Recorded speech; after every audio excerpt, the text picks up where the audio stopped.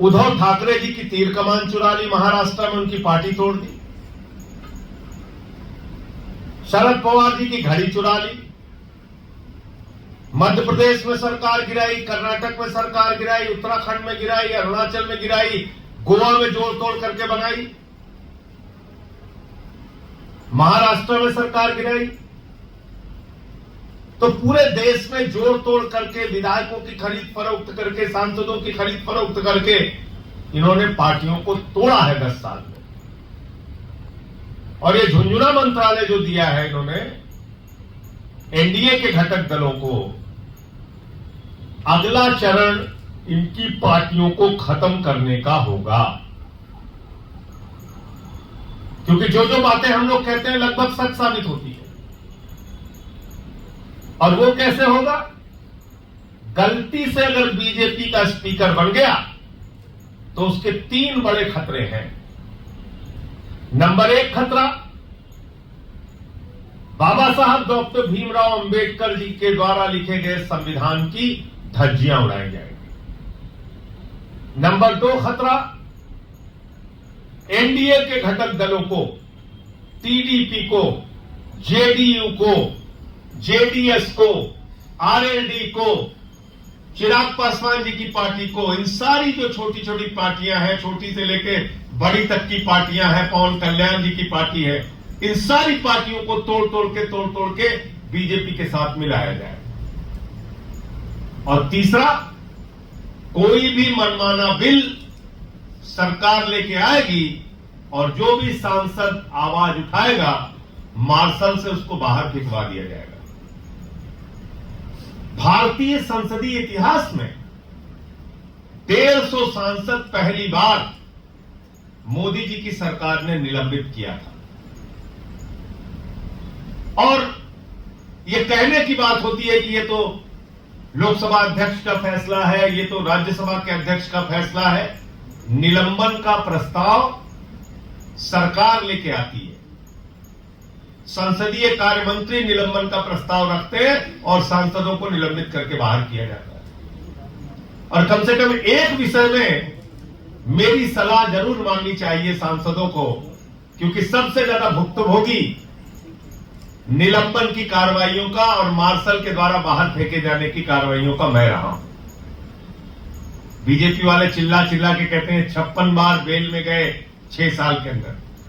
कोई अपनी लड़ाई लड़ने के लिए नहीं गया, जनता के मुद्दे उठाए, कभी किसान के सवाल, कभी नौजवान के सवाल, कभी पहलवान के सवाल, कभी मणिपुर के सवाल, कभी शिक्षा मित्र के सवाल, कभी ओल्ड पेंशन के सवाल, और मुझे निलंबित किया गया, बाहर किया गया। तो मैं अभी भी इस घटना के बाद कि एनडीए के घटक दलों को झुंझुना मंत्रालय मिला है, मैं टीडीपी, जेडीयू जैसे दलों से अनुरोध करूंगा कि कम से कम स्पीकर अपना बनाइए। ये आपकी पार्टियों के हित में है, ये बाबा साहब डॉक्टर भीमराव अंबेडकर जी के द्वारा दिए गए संविधान के हित में है, और ये भारत के लोकतंत्र की रक्षा के हित में है, ये संसदीय परंपराओं के हित में है कि स्पीकर टीडीपी का होना चाहिए। और अगर बीजेपी उस पर समर्थन नहीं करती तो इंडिया के घटक दलों को निश्चित रूप से इसके बारे में विचार करना चाहिए। बीजेपी के समर्थन के बगैर अगर टीडीपी अपना स्पीकर का उम्मीदवार मैदान में उतारती है तो इंडिया के घटक दलों की और इंडिया गठबंधन की बहुत महत्वपूर्ण भूमिका होगी, कांग्रेस से लेकर सारे दलों की। दूसरी और सबसे हैरान करने वाली बात, भारतीय जनता पार्टी ने चुनाव परिणाम आने के बाद उत्तर प्रदेश के लोगों को जिस तरह से मां बहन की गालियां दी हैं, और खास तौर से अयोध्या वासियों को जिस तरीके से मां बहन की गालियां दी जा रही हैं, वो बहुत ही अफसोसजनक और पीड़ादायक है। आपको लोगों ने प्रधानमंत्री बना दिया, यूपी के लोगों ने। 1 नहीं, 2 नहीं, 3 बार आप प्रधानमंत्री बन गए, और अब आप अयोध्या के लोगों को गाली दे रहे हैं।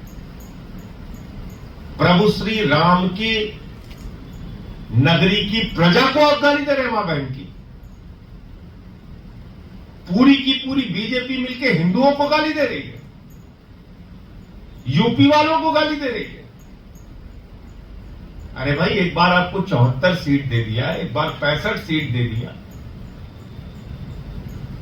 अब की आपकी मान लीजिए कम सीटें आई तो आप गाली देंगे। ये है बीजेपी का असली चरित्र, जो मैं बार बार कहता हूं। पहले मुसलमानों को गाली दिया, फिर सिखों को गाली दिया, फिर ईसाइयों को गाली दिया, फिर दलितों को गाली दिया, फिर पिछड़ों को गाली दिया, फिर आदिवासी युवक के सिर पे पेशाब किया, फिर हाथरस कांड के समर्थन में खड़े हुए, फिर जाटों को गाली दिया, मराठों को गाली दिया, और अब सारी सीमाएं पार करके किसानों और जवानों और पहलवानों को गाली देने के बाद अब हिंदुओं को मां बहन की गालियां दी जा रही। भाजपा को अपना आत्मावलोकन खुद करना चाहिए, आत्मचिंतन खुद करना चाहिए कि प्रधानमंत्री के मन में कितना अहंकार आ गया था। गाना गा रहे थे बीजेपी वाले, जो राम को लाए हैं हम उनको लाएंगे। हिंदू धर्म की मान्यता है कि प्रभु श्री राम सृष्टि के रचयिता है, वो इंसान को लेके आए हैं। हिंदू धर्म की मान्यता है मर्यादा पुरुषोत्तम भगवान श्री राम हमारे आराध्य देवता हैं, और मोदी जी और बीजेपी की मान्यता है कि वो लोग राम को लेके आए हैं। कल को बेटा अपने बाप से कहने लगेगा, बापू बापू हम तुमको लेके आए, तुम हमको लेके नहीं आए। तो इस अहंकार को तोड़ा है प्रभु श्री राम ने। राम पथ गमन मार्ग है, उस राम पथ गमन मार्ग पे चले जाइए। अयोध्या हारे, सुल्तानपुर कुशभवनपुर हारे, प्रतापगढ़ हारे, कौशाम्बी हारे, प्रयागराज हारे, चित्रकूट हारे, रामपुर हारे, सीतापुर हारे, श्रावस्ती हारे, इनका सफाया हो गया, सफाया। तो इसलिए पहले तो अपने मन से अहंकार को निकालिए, दम्भ को निकालिए। बड़ी मुश्किल से प्रधानमंत्री जी जीत पाए, और कांग्रेस पार्टी को 1952 से लेकर अब तक के इतिहास में सबसे ज्यादा वोट काशी में मिला। चुनाव भले हार गए अजय राय वहां से, लेकिन 4,65,000 वोट कभी कांग्रेस को काशी में नहीं मिला। ये इतिहास है, जानकारी कर लीजिए। तो इसलिए अयोध्या वासियों को गाली देने के बजाय, हिंदुओं को गाली देने के बजाय अपने अंदर की कमियों को झांक कर देखिए। आपने क्या बना दिया? धर्म को लेके सौदा करने निकले थे आप। उस दिन कार्यकर्ता बेचारे पुराने ही हैं, वो तो नारा वही सीख के आए हैं। तो अति उत्साह में उन्होंने नारा लगा दिया, मोदी जी को जय श्री राम। मोदी जी ने कहा जय जगन्नाथ। जय श्री राम का नारा भी भूल गए। इसीलिए मैं कहता हूं, भारतीय जनता पार्टी दलितों से, पिछड़ों से, आदिवासियों से नफरत करती है। दलित समाज का एक व्यक्ति अवधेश प्रसाद पासी कैसे अयोध्या से सांसद बन गया, इस बात को भारतीय जनता पार्टी पचा नहीं पा रही है, और इसलिए मां बहन की गालियां दे रही है। जब अखिलेश यादव जी 5 साल मुख्यमंत्री रहते हैं, अपना आवास खाली करते हैं, तो उसको गंगा जल से धुला जाता है।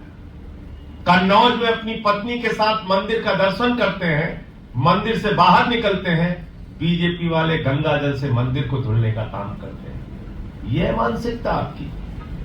तो पिछड़ों ने, दलितों ने और आदिवासी युवक के सिर पे तो पेशाब किया था बीजेपी के नेता। इस अपमान का बदला लिया है उत्तर प्रदेश के दलितों, पिछड़ों ने, अल्पसंख्यकों ने, आदिवासियों ने। क्या किया आपने?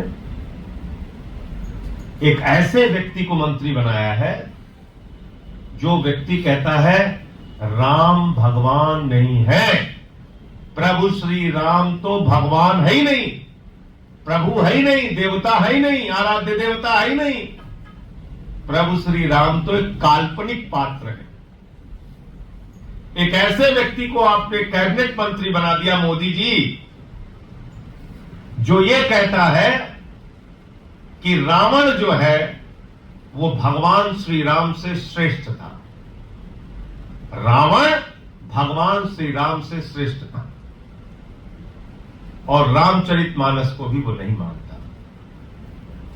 आज मैं बीजेपी के सांसदों से पूछना चाहता हूं, बीजेपी के एक एक कार्यकर्ता से पूछना चाहता हूं, आज मैं आरएसएस और आरएसएस के एक एक कार्यकर्ता से पूछना चाहता हूं, क्या वो सारे लोग मानते हैं कि प्रभु श्री राम एक काल्पनिक पात्र है, भगवान नहीं है? क्या वो सारे लोग मानते हैं कि रावण भगवान श्री राम से श्रेष्ठ था? क्या वो सारे लोग मानते हैं कि रामचरितमानस में उनकी आस्था नहीं है? इस बात को स्पष्ट करना चाहिए बीजेपी के सांसदों को, कार्यकर्ताओं को, उनके नेताओं को और प्रधानमंत्री नरेंद्र मोदी को। कैसे आपने भगवान श्री राम का अपमान करने वाले व्यक्ति को, जीतन राम मांझी जी को, कैसे आपने अपने कैबिनेट का मंत्री बना दिया? स्पष्ट कीजिए। तो मोटे मोटे तौर पे ये तमाम मुद्दे थे जिसको आपके सामने रखना था। एक तो झुंझुनू मंत्रालय वाला विषय है और दूसरा प्रभु श्री राम के अपमान का विषय है। आपके कोई प्रश्न हो तो आप पूछ सकते हैं। आप उसे झुंझुनू मंत्रालय बोल रहे हैं।